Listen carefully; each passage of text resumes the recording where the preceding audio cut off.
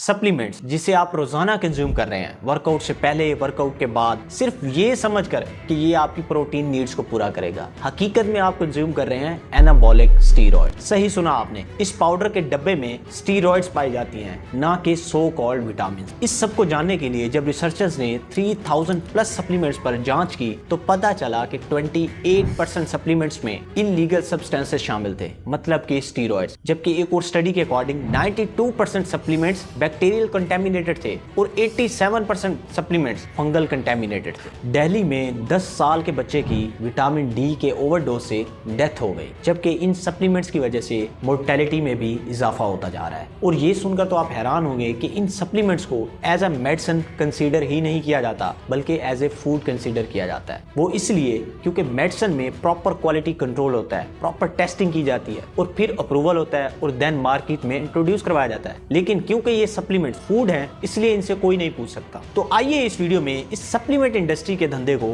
Expose करते हैं और ये जानते हैं कि आखिर कौन से सप्लीमेंट्स आपके लिए हेल्दी हैं और कौन से नहीं।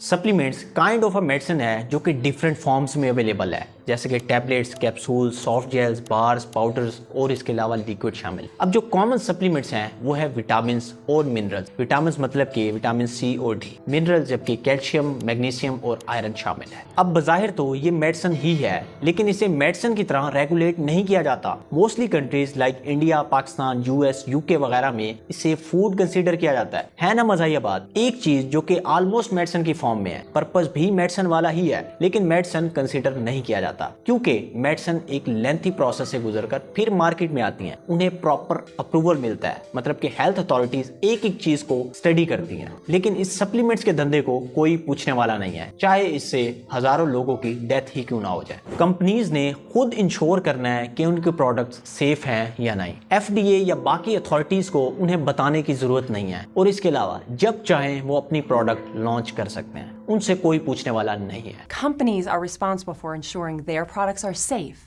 and in fact can often put new dietary supplements on the market without even telling FDA. पूरी दुनिया की लगभग $200 बिलियन की इंडस्ट्री से कोई ये नहीं पूछ सकता कि उन्होंने क्या बनाया है, क्या ये हेल्दी है या नहीं। अब इसकी वजह क्या है, इसे समझने के लिए हमें थोड़ा 90s में चलना पड़ेगा। 1980s में अमेरिका में इकोनॉमिक प्रॉस्पेरिटी देखने को मिल रही थी, इंडस्ट्रियल ग्रोथ हो रही थी। तब एंट्री मारी इस सप्लीमेंट इंडस्ट्री ने, क्योंकि उस वक्त बॉडी बिल्डिंग पीक पर थी, आर्नल्ड स्टार बन चुका था। इस इंडस्ट्री ने इसे गोल्डन अपॉर्चुनिटी समझा और डिफरेंट सब्सटेंसेस को इंट्रोड्यूस करवा दिया, जिसमें मेन था विटामिन सी टैबलेट्स। अब जो लोग अपनी हेल्थ को लेकर काफी ज्यादा कॉन्शियस थे, उन्होंने इन सप्लीमेंट्स को लेना शुरू कर दिया। धड़ाधड़ सेल बढ़ने लगी, हॉलीवुड स्टार्स से एडवर्टीजमेंट कराई गई और इवन के बच्चे भी इन सप्लीमेंट्स को कंज्यूम करने लग गए। एल ट्राइप्टोफान ये वो सप्लीमेंट था जो उस वक्त पीक पर था। ये सप्लीमेंट अमाइनो एसिड से बना हुआ था। कंपनी का ये क्लेम था कि ये सप्लीमेंट लोगों को सोने में हेल्प करेगा और वेट लॉस होगा। लग तो खैर ये बड़ी चमत्कार चीज थी, लेकिन जब डॉक्टर्स ने इस पर स्टडी किया तो पता चला जो लोग ट्राइप्टोफान को कंज्यूम कर रहे थे उनमें ब्लड और मसल डिसऑर्डर देखने को मिला, जिसके चलते 38 लोगों की डेथ हो गई। इस सब के बाद 1991 में कांग्रेस ने हेल्थ सप्लीमेंट के हवाले से एक बिल पेश किया ताकि इन पर रेगुलेशंस को टाइट किया जा सके। अपना डूबता बिजनेस देखकर सप्लीमेंट इंडस्ट्री भी चुप नहीं बैठी। हजारों की तादाद में एडवर्टीजमेंट चलाए गए, लॉबिंग की गई, इवन के लोगों को एफडीए के अगेंस्ट कर दिया गया, जिसकी टैगलाइन थी, if you don't want to lose your vitamins make the FDA stop. Hey, guys, it's only vitamins. Vitamin C, you know, like in oranges. If you don't want to lose your vitamins, make the FDA stop. Again फिर 1994 में कांग्रेस ने एक और bill पेश किया, public law 103, जिसमें FDA के हाथों को बांध दिया गया। एफडीए रेगुलेट नहीं कर पाएगी, एफडीए कोई एक्शन नहीं ले पाएगी और इवन के इसे फूड कंसीडर किया जाएगा, ना कि मेडिसिन। और ये सुनकर तो आप हैरान होंगे कि अगर ये सप्लीमेंट्स हेल्दी नहीं है तो गवर्नमेंट को प्रूव करना पड़ेगा। मतलब कहने का ये है कि कंपनी खुद सेल्फ एनालिसिस करे, इनसे कोई नहीं पूछेगा। Dietary supplements are regulated by the FDA, but by law, we do not approve them for safety and effectiveness before they are sold to the public. Companies are responsible for ensuring their products are safe and in fact can often put new dietary supplements on the market without even telling FDA. In short Congress ने supplement industry को blank cheque थमा दिया कि जाओ जितना कमाना है कमा लो, तुमसे कोई नहीं पूछेगा। यहाँ मैं यूएस मार्केट की बात इसलिए कर रहा हूँ क्योंकि मोस्टली जो सप्लीमेंट्स होते हैं वो इम्पोर्टेड ही होते हैं और इंडिया और पाकिस्तान और इवन के बाकी एशियन कंट्रीज में भी जितनी भी यंग पब्लिक है वो इन इम्पोर्टेड सप्लीमेंट्स को यूज करती है। प्रोटीन या फिर मल्टीविटामिन आखिर सबको लेने की क्या जरूरत है? ये तो उनके लिए होती है जिनकी बॉडी विटामिन प्रोड्यूस नहीं कर पाती या फिर उनकी डाइट ऐसी होती है कि उन्हें एक्सटर्नल विटामिन की जरूरत पड़ती है। लेकिन आज तो हर बंदा, चाहे वो मेल है या फीमेल, वो इन विटामिन को ले रहे हैं। इस इंडस्ट्री ने आपको इतना एडिक्टेड और ब्रेन वॉश कर दिया है कि आप ये सोचते हैं कि अगर आपने मसल्स बनाने हैं या फिर आपने हेल्दी रहना है तो इन सप्लीमेंट्स को लेना बहुत ज्यादा जरूरी है। चाहे आप वेज हो और आपको एक्सटर्नल विटामिन या फिर प्रोटीन्स की जरूरत ही ना हो, फिर भी आप इन सप्लीमेंट्स को कंज्यूम कर रहे हैं। यहाँ मैं क्लियर करता चलूं कि मैं तमाम सप्लीमेंट्स की बात नहीं कर रहा, बल्कि ऐसे हाई क्वालिटी और फुली रेगुलेटेड सप्लीमेंट्स मौजूद हैं जो बॉडी बिल्डर्स और आपके लिए काफी हेल्दी हैं। लेकिन यहाँ भी वही कंडीशन है कि अगर आपको जरूरत है तो, otherwise just focus on your diet and workout. अब आते हैं असल मुद्दे की तरफ, साइड इफेक्ट्स ऑफ सप्लीमेंट। जैसे कि मैंने आपको एल-ट्रिप्टोफैन के बारे में बताया, उसकी वजह से हजारों लोगों को ब्लड डिसऑर्डर और इसिनोफिलिया सिंड्रोम फेस करना पड़ा, जिसके चलते 19 लोगों की डेथ हो गई। यही नहीं, क्रोटम सप्लीमेंट, ये सप्लीमेंट इस प्लांट से बनता है जो कि पाउडर की फॉर्म में अवेलेबल होता है। क्लेम किया जाता है कि ये 100% नेचुरल है, लेकिन ये सप्लीमेंट भी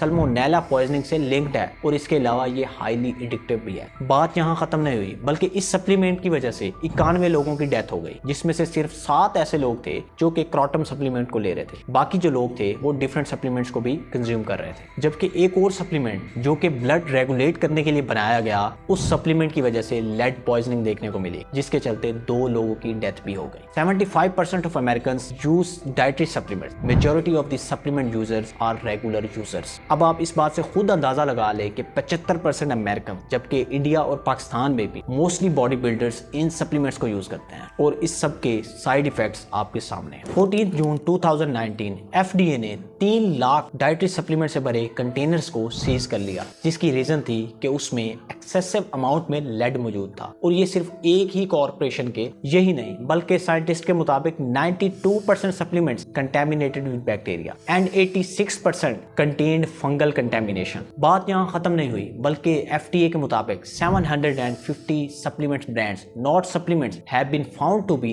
टेंटेड विद ड्रग्स। मतलब कि इन सप्लीमेंट्स में ड्रग्स पाई गई, जिनमें से less than half of the products were recalled. अब इस सब की मेन रीजन है ये लॉ, जिसमें वाजे लिखा है कि FDA तब तक रेगुलेट नहीं कर सकती जब तक कुछ गलत नहीं हो जाता। मतलब कि बंदे मर जाएं तब तक आप एक्शन नहीं ले सकते। इंडिया में जब 38,000 पार्टिसिपेंट्स पर स्टडी कंडक्ट की गई तो पता चला कि जो लोग विटामिन और मिनरल सप्लीमेंट्स कंज्यूम कर रहे थे उनमें मोर्टेलिटी में इजाफा हो गया as compared to those people who don't use these supplements. 10-year-old dies due to vitamin D overdose. ये कहना है AIMS डॉक्टर्स का। और इसके अलावा इस तरह के बहुत सारे केसेस हैं जो मीडिया पर आते भी नहीं है। FDA के एनालिसिस के मुताबिक साल 2004 से 2015 तक 1000 लोग जिनकी उम्र 25 या फिर इससे ज्यादा थी, उनमें डाइटरी सप्लीमेंट्स की वजह से हेल्थ इश्यूज देखने को मिले, जिसमें से 40% तो सीवियर हेल्थ प्रॉब्लम्स को फेस कर रहे थे, जिनमें से 166 लोगों को हॉस्पिटलाइज होना पड़ा और उसमें से 22 लोगों की डेथ हो गई। इस पर ऑथर का कहना था कि it's just the tip of the iceberg. ये सुनकर तो आप हैरान होंगे कि जब इन कंपनीज को एक्सपोज किया जाता है तो ये उल्टा सू कर देती हैं, जैसे कि हाई टेक कॉर्पोरेशन ने किया जब उनकी प्रोडक्ट्स में इलीगल सब्सटेंसेस पाई गई और लोगों ने इसको एक्सपोज किया तो उल्टा इन्होंने उसे सू कर दिया। अब बात करते हैं कि आप इन अनहेल्दी सप्लीमेंट से कैसे बच सकते हैं और कौन से ऐसे सप्लीमेंट्स होते हैं जो कि अनहेल्दी होते हैं। Weight loss supplements, caffeine supplements, calcium supplements, vitamin E, beta carotene supplements वगैरह, ये कुछ ऐसे सप्लीमेंट्स हैं जो कि मोस्टली अनहेल्दी पाए गए हैं। सो आप इन सप्लीमेंट्स को कंज्यूम ना करें और कोशिश करें कि ऐसे सप्लीमेंट्स को आप परचेज करें जो कि FDA या फिर किसी और हेल्थ अथॉरिटी से अप्रूव्ड हो।